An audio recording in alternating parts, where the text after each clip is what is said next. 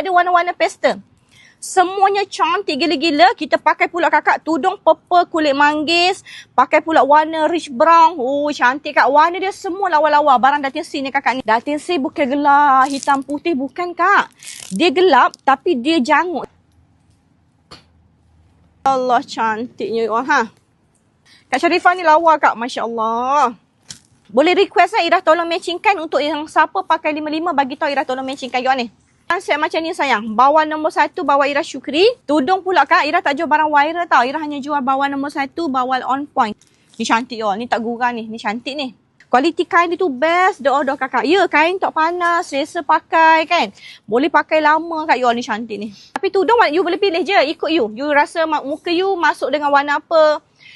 Okey dengan warna apa. Just ambil je yang mana you rasa sesuai dengan you punya muka sayang 400.5 kak. Pakai dengan tudung siap-siap sayang. Naik seri gila-gila yo. Lawa sungguh-sungguh.